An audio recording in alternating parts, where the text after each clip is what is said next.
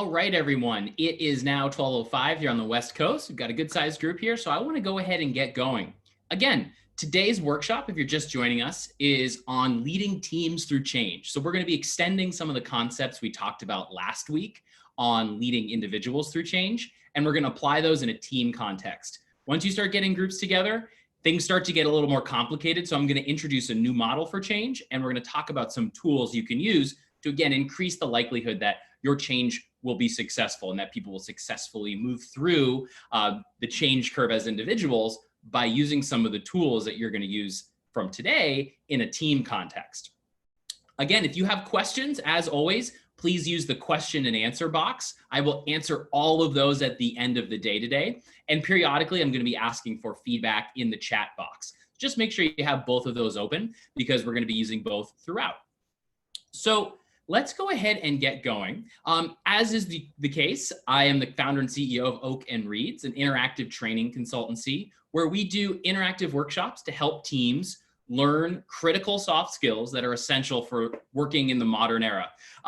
We've been doing all of these virtually, obviously, for reasons that are pretty clear to everyone, but we also do a lot of other topics. So you'll see we've covered virtual working and remote working.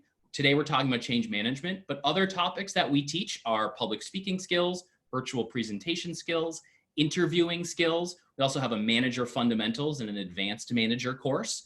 All of these are things we deliver virtually, and we love doing things virtually. So again, reach out to me afterwards if you'd like to talk about bringing one of these workshops to your team. We customize it. We can deliver it in exactly the way you want, and hopefully bring some really critical, practical information to your teams in a short, condensed virtual webinar.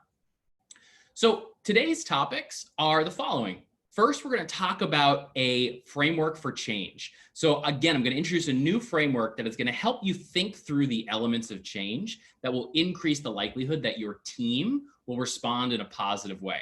Again, today's going to be really useful if you have a specific change in mind. Obviously, there are a lot of changes going on right now, but try to pick one small aspect of this large scale change that we're all experiencing, moving to remote work and kind of dealing with this pandemic. Maybe it's a technology change. Maybe it's a reorg that your team is going through. Maybe it's a change in focus, or maybe your company is starting to change focus. A lot of changes to think about. Pick one for today and start to use that to reflect on some of these tools. We're going to talk about what these variables are when we measure the likelihood a change will be successful. And we're going to look at techniques that you can use to increase what I'll call the score of that variable to increase the overall likelihood your change will be successful. And also, we're going to look at resistance to change. So that was one of the reflection questions. Where has that resistance come from with your team or with your company as a whole? What are the sources of that resistance? And we're actually going to call on a concept I introduced in an earlier webinar. I'm not going to give it away yet. I don't want to spoil the end of the workshop, but we're going to call back to a concept that we're going to apply in a change context. All right. So we're going to keep learning new ways that some of these concepts for remote work are very useful for change. A lot of this overlaps. So again, I'm really excited to introduce that and reintroduce it in the context of team change management. I'm looking at the chat results and I'm seeing some really interesting comments here. Looking at, I think one of the main themes I'm seeing is communication norms are changing with this move to remote work, which I think is pretty clear and obvious, but you're learning a lot about your teams that way. And I think another one that's coming up I'm seeing is this lack of socialization. So I love the example here and I would encourage this person to share with the larger group if they'd like to get credit. This idea of having a goofy call, right? Having a call where we just socialize and having a call beyond the normal business operations that we have to get done in a meeting. A lot of that socialization we don't get to have anymore because we are remote. And we've talked about this again in previous webinars, this idea of formalizing the informal, formalizing the water cooler, formalizing some of those casual social interactions we have anytime we go into the office when we're grabbing coffee, we're catching up on TV shows or sports or whatever it is. That's an important part of work. So figuring out how to do that in a different way. And again, with virtual working, everything needs a little more formality, needs a little more planning, needs a little more structure in order for it to happen. Again, things won't just naturally happen because we have all these technology requirements in order just to meet with someone face to face. So I love that example. Okay, let's dive in. So the first thing we're going to talk about in today's workshop is all about setting a shared vision. So I'm going to introduce this change model for you right now, and we're going to use it throughout the rest of the webinar. So the Beckard and Harris change model, worth Googling. It's a really simple change management model that I like because of its simplicity. And essentially what it does is it boils down a change into 4 component variables. And you can see it here on my slide right now. Essentially, the likelihood that your change will be successful is predicated on whether or not the left side of this inequality is true. So what I mean by that, and I know I have some engineers on the call right now, I'm not going to be assigning exact numbers to each of these variables, but we're going to look at the change as a whole. So essentially, what Beckard and Harris, who were 2 operations researchers who put together this model, what they argue is that for a change to be successful, this has to be true. The dissatisfaction with the status quo multiplied by the power of your vision for the future, multiplied by the amount of work, and ideally we're trying to make the amount of work very small, the amount of work we're asking people to do at the beginning to make steps towards this change. If you multiply all those variables together, it has to be greater than whatever resistance you're facing. A couple things to note about this formula. I'm not going to be assigning exact numbers. I just want you to think about these variables directionally. So how am I increasing my overall score for each of the variables working on my behalf? So the variables on the left side of this inequality, and how am I decreasing resistance, right? We're not going to say dissatisfaction equals 7 and vision equals 99. That's not the point. I just want you to think directionally. And the other thing that's critical to think about here is it's multiplicative. It's not additive. So there has to be something in each of those variables. There's got to be something wrong with how things are in the status quo. It's got to be some vision about where we're going. And the amount of work we're trying to ask people to do up front can't be so large that it's overwhelming and no one can do it. If any of those variables equals 0, again, remember 5th grade math, that whole side of the equation will go to 0. So there's got to be something in each of those buckets for us to get going. So I'm going to break down each of these variables and give you a tool to essentially increase the score of that variable, which will increase the likelihood that your change will be successful. That's the whole point of this webinar. So we're going to move pretty quickly through that, and then we'll get to your questions. And so the first variable we're looking at is dissatisfaction. So we're thinking about asking ourselves the question, what are all the ways the world is broken today? What's wrong with the status quo? And so you want to be creative here. And I'm going to relate this to remote work in a second, because I think this is actually a really big opportunity we have. And I keep coming back to this idea of looking at what wasn't operating well before all these changes happened, and how can we take advantage of that? So something's got to be wrong with the status quo. People who are content won't do the work to change. And that pain of not changing, the pain of staying the same, has to be greater than the uncertainty and the work required with a change. So it's important to be creative here. And by that, I mean, let's think about what are some of the things that people didn't realize were broken that actually can be addressed by this change. I saw in the chat a great example of something that was actually probably really annoying and difficult, which was commutes. Now that we're working remotely, the commute disappeared, right? So that's actually something that was wrong with the status quo, that was difficult, that now the change to remote work is going to fix. People probably didn't even realize that not having a commute was even an option. So again, that's just one example of thinking about pulling out some of those things that people didn't love about the office before and using them to our advantage. Obviously, this is a double-edged sword, right? So you don't want to be trashing everything, because you're not going to solve absolutely everything that was wrong with the status quo, right? You don't say, well, now you don't have a commute, but also you're not going to have to work with your annoying colleagues, right? If those colleagues are still there, you're still going to have to work with them, right? So you're not trying to dredge up and unearth and remind people of the disappointments that really won't be going away. So you want to be careful here, obviously. This team still has to show up to work. A lot of things are going to stay the same, so don't just rip on everything. So one thing I'd love for people to think about, the tool that I like to think about, is ask yourself these questions.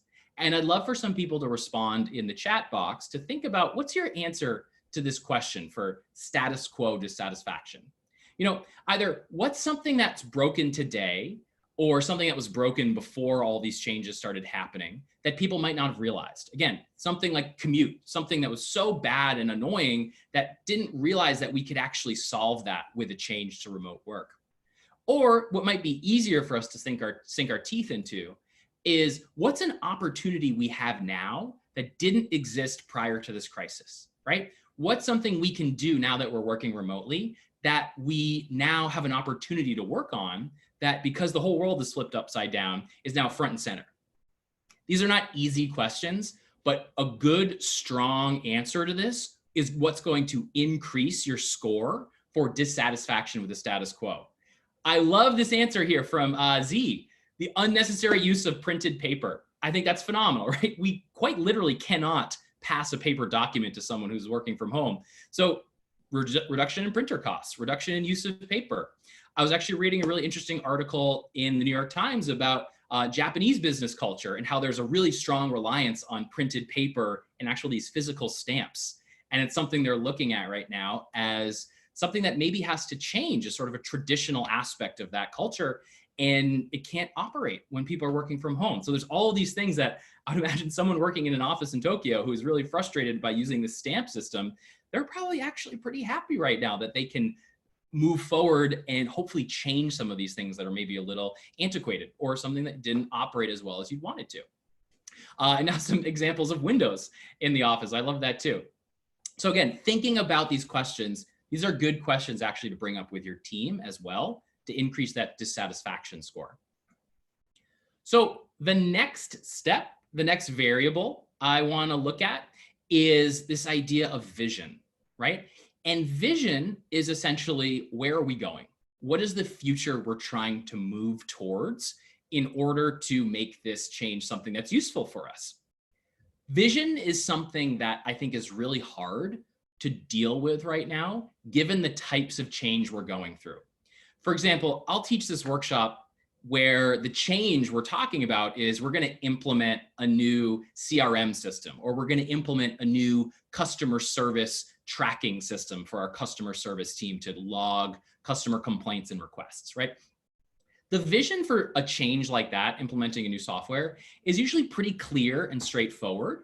And the benefits are pretty obvious to people, whether it's cost savings, whether it's efficiency, whether the software is better, it's going to save people time. That's the vision we're moving towards. We got to go through the learning of this new system to get to all these benefits.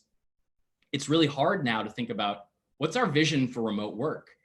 Is this something we are going to do permanently? Is this something that we are going to do semi-permanently? Is this something we're going to adapt some of the tools we're learning now when we go back to the office? When can we go back to the office? What's the time frame look like? A lot of the basic questions about vision right now are unanswered. So what that would mean is the score for vision is going to be pretty low right now, because it's probably hard to set a clear vision and set a vision that's consistent, that you can feel confident you can deliver on. So that being the case with this model, we're going to have to let some of the other variables do more of the heavy lifting for us, because realistically, our vision score is probably pretty low. But one of the things you can do to increase the score for your vision is to create opportunities for people to co-create parts of that vision, to give opportunities for people on your team or your colleagues to share their own ideas and see their ideas implemented into that future state.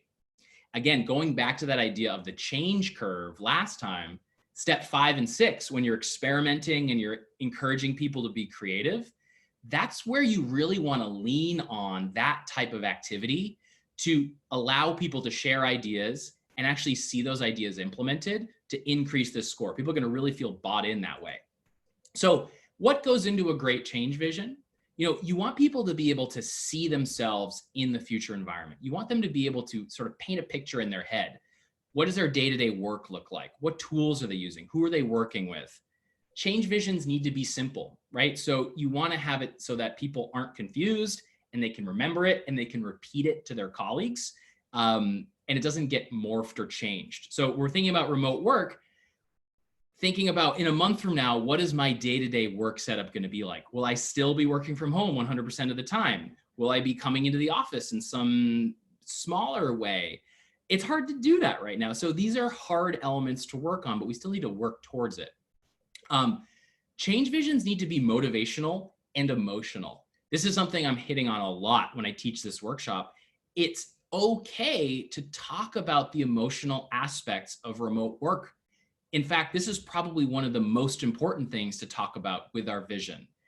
As a leader, sharing some of your own emotions and speaking to the emotional difficulty we've had, not seeing each other, not getting to socialize, talking about how in the future we're going to build in elements for that. And at least if you don't have all of the answers, at least addressing some of those things is important. You don't want to just downplay emotion with vision because it's going to be there. And finally, this is probably the hardest part. And again, this is why our scores for vision right now are so low, which is why this change has been so difficult for so many people. I'm kind of getting underneath the hood of what these variables are, why a lot of people are struggling. Probably the most important part about a vision is it has the end in mind. There's a finish line. You tell people once we've accomplished these things, our change is complete.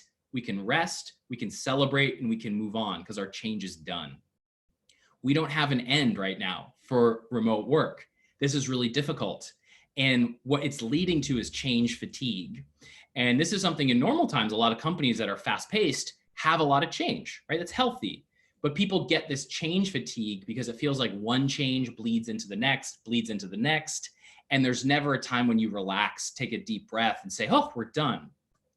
So what I'd encourage you to do right now is break up some of these large scale changes into smaller tasks and celebrate each of those smaller tasks, celebrate those changes being completed to give your teams that feeling of an achieved vision. Even though there's no long-term vision being established, you at least get to feel like you've crossed a finish line, have a moment to reflect and move on. So you're breaking it up into smaller pieces. That's going to increase that vision because people can really wrap their arms around a smaller one. So part of this is thinking about what are some small parts of this change, and I'll use remote work as my example because that's always going to be my example on these calls. What's a small part that your team can affect, and use that to let them gain buy-in because they're seeing their ideas as part of this vision. I think one example of this is what types of Slack apps do you want people to use in order to increase some of the socialization? Ask your teams, gather their input, implement one of them, highlight why you've chosen one of your team's ideas. That person will be so much more bought into making sure that that Slack app gets used for socialization than if you just implemented an idea and hoped people would buy into it. So it's important as a leader to figure out what part of this change to remote work has already been decided and already been determined that there's no room for input from your team. And then what part of this future state of remote work is actually still up for debate? Probably a lot right now. And can you be confident that if you make that clear, like, hey, we still need your ideas in this type of idea. We need your ideas on what tools to use, or we need your ideas on, meeting frameworks. Let's hear your suggestions because we can actually implement them. Making it really clear what is not up for debate and what is up for debate, and then actually creating an opportunity for people to provide ideas about what is up for debate is going to get you some of the benefits of co-creating the vision. So what you want to think about, and again, these are big questions for vision and co-creation, is what's a small part of this change, let's say this change to remote work, that you can carve out for your team to co-create solutions, especially team members who are in states 5 and 6 of that curve, right? Ready to think creatively, ready to come up with new ideas. And what's already been determined, right? All right, we've already purchased Zoom or we've already purchased Google Hangouts. We can't switch our software, right? We don't want your ideas there. That would be off limits. Don't give me 5 ideas for new video chat software because we just purchased a year-long license. It's not going to be productive. How are you going to use yes and style acceptance and creative culturing of these ideas? And when are you going to know when to say no? So thinking about how are you going to build in time to think about their ideas and listen to them, maybe in your team meetings. Maybe it's through a Google shared doc that you're going to actually have to read and submit feedback, right? Don't just say you're going to listen for ideas and then ignore them, right? Because you're better off having not even asked for ideas in the first place. So again, I'd love for people to think about, and feel free to chime in with the chat, what's an area of your change, whether it's remote work or something different, that you're actually going to ask your team for ideas about where to go, rather than holding all that decision-making power to yourself. If you can figure out some specifics, it'll be really powerful to get that buy-in and ultimately raise your vision score. So the next step is thinking about communicating a change to a team. Again, we're moving pretty quickly here, so I'm going to introduce this tool, but something that you should really hopefully spend some time with after this webinar to flesh out with your team or with your leadership group. So when it comes to the last variable working on our behalf, this first steps variable, we want to communicate what we're asking people to do in a really clear and concise way. Again, this variable is a little confusing. The more we're asking people to do, the lower the score. The easier or simpler that first ask, the higher the score. The thinking being that Beckard and Harris found in their research, the most important ask is the first ask, because that sets the tone for the rest of your change process. So again, you've probably already been talking to people about these changes. It may be helpful to think about, how can I break off a future part or a future small change and reapply these communication tools to that going forward, right? Because we can't really go backwards on this one. So I think it's really important to come up with a communication plan for any change. If you haven't done this already, now is the best time to start. And any communication plan, the most basic elements of a communication plan, there are 3 elements. There's the name of the audience, right? Who am I talking to? There's their role in this change. Essentially, what are they going to do? And critically, what I think is the most important part to spend the most amount of time on are the talking points. I call them the what's in it for me's. So a lot of times we run into a trap where we feel like we have to share the same talking points to different groups because of an idea of fairness or consistency. But it's actually, when it comes to a change, you want to put yourself in their shoes and think about, for that audience, what do they specifically get out of a successful change? Because the IT group is going to get something very different from the sales group.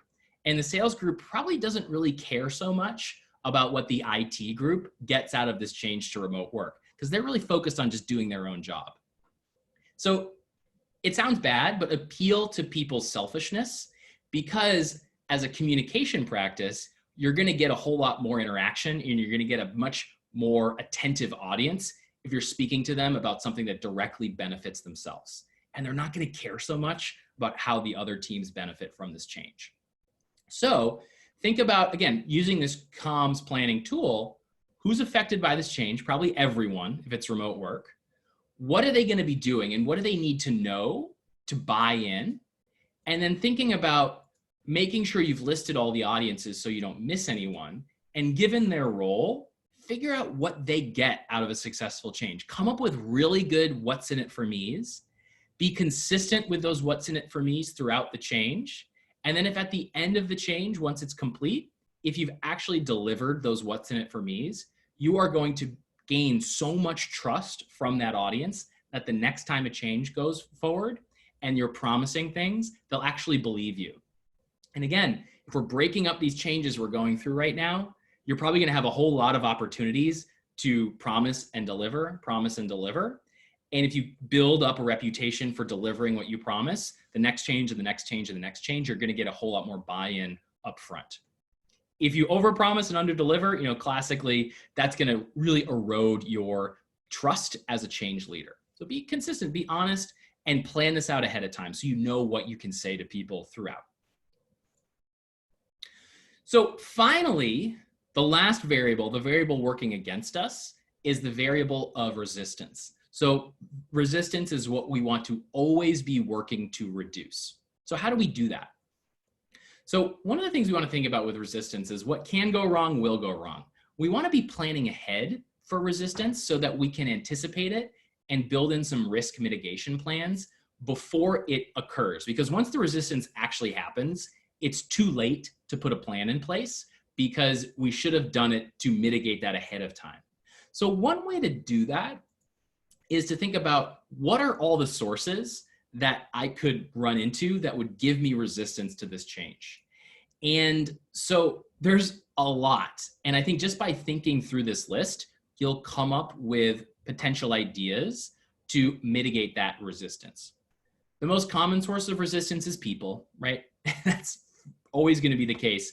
So when we're thinking about moving to remote work, individuals who struggle with that technology, individuals who crave the social aspects of work, individuals who really need a closer eye on them to be productive, or individuals who crave in-person feedback are really going to struggle with moving to remote work. Identifying who those people are, what their resistance might be, will then give you an opportunity to get ahead of that and over-communicate early on in the process. Processes are a huge source of resistance. We already had an example of the reduction in paper, which I think is really phenomenal. If you have a paper-intensive process, I have some friends who are in the legal profession, and a lot of what they're doing is they have to go to court, get paperwork, submit paperwork, deliver that in person. Those processes are all grinding to a halt right now. That's a huge source of resistance to fully remote work. Also, processes that involve a lot of meeting or a lot of collaboration in depth, in person, those could be really heavily disrupted by a remote work scenario. So again, thinking about what those processes are. Again, I brought up that example of the Japanese paper and stamp process. That's a process that's really been disrupted by remote work. Those are things we want to think about. How are we going to replace that? Or how are we going to do something different? Relationships. I think this one's really tough for remote work in this pandemic.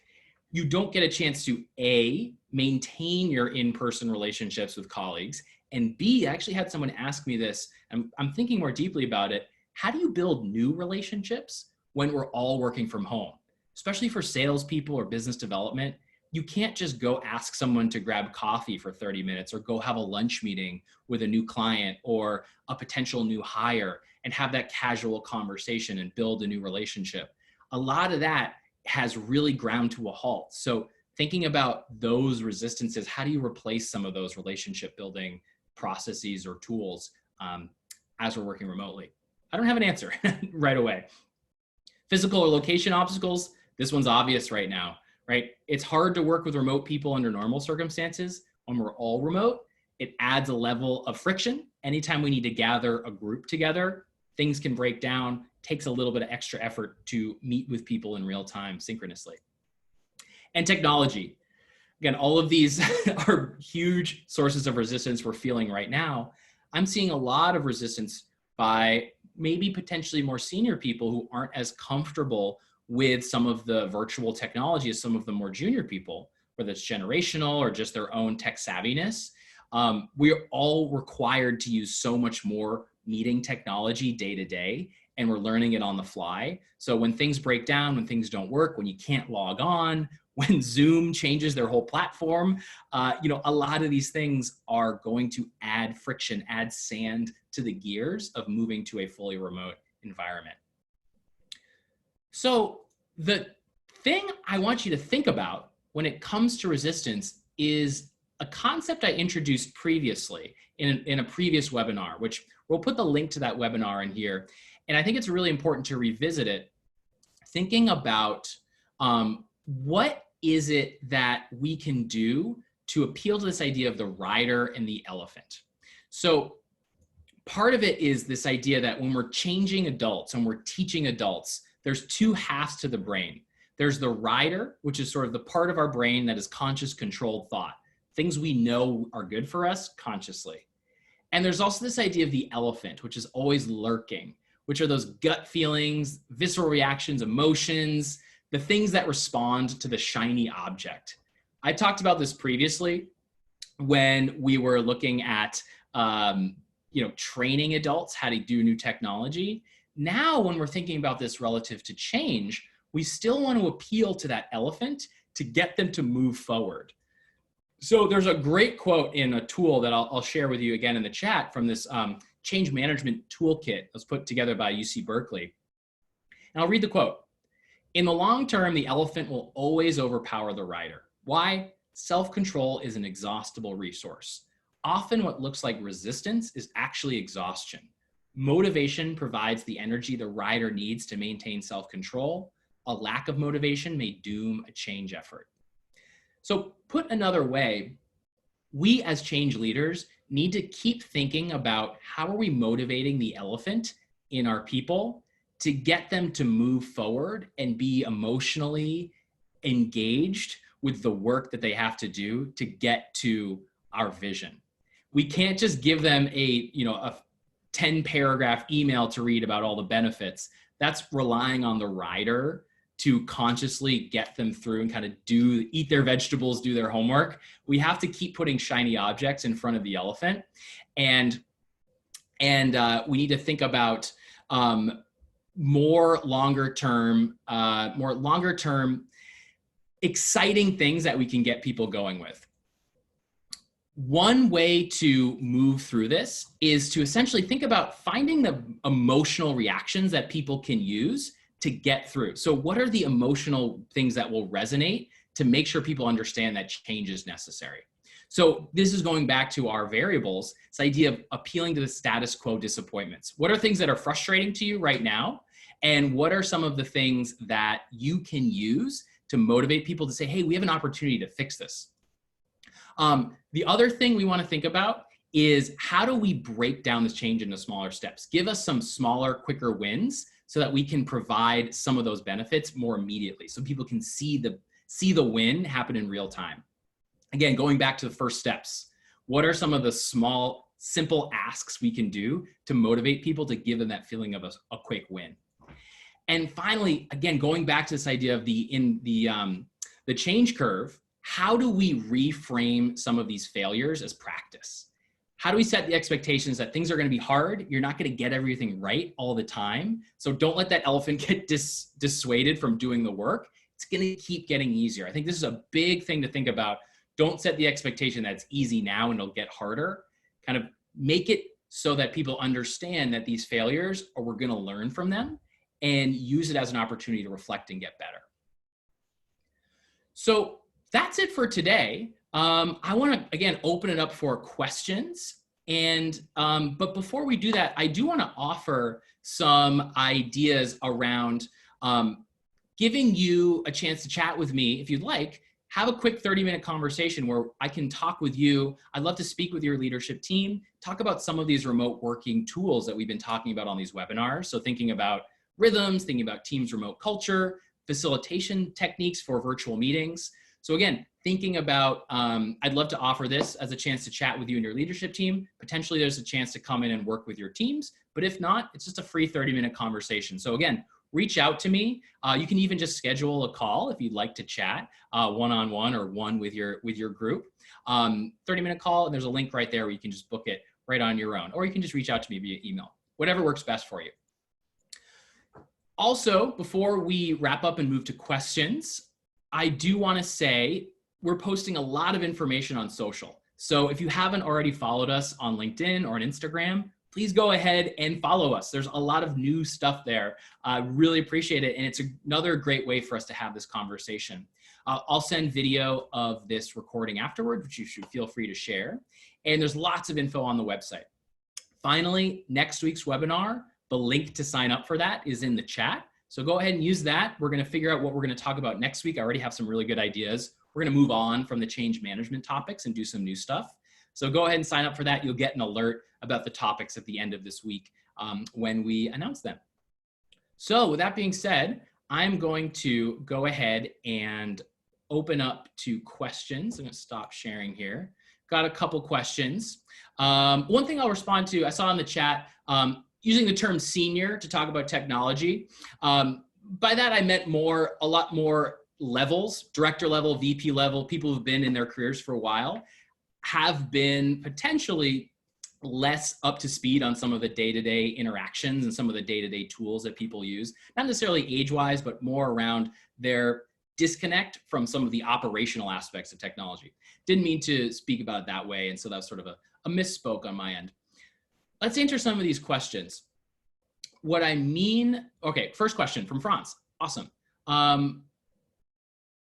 Is change ever done or finished? That's a deep question. I like that one. I would say no. And I think thinking about the philosophical question around constant change, I would argue, yeah, change is probably never completely done. But one way we can think about it is one small element of a change can be complete, a phase of a change, or a piece of work that's necessary to move forward with a change. I would say when you can start to think about change phases and little elements, kind of again, going back to that idea of breaking it down into component parts, that's a better way to get your arms around a change. But you're right, we're never actually fully done with change. It comes in seasons where there may be more or less. Another question, thinking about the what's in it for me's, how do you deal with uncertainty? You know, how long will the shutdown last? This is a great question. So thinking about the what's in it for me's is difficult right now.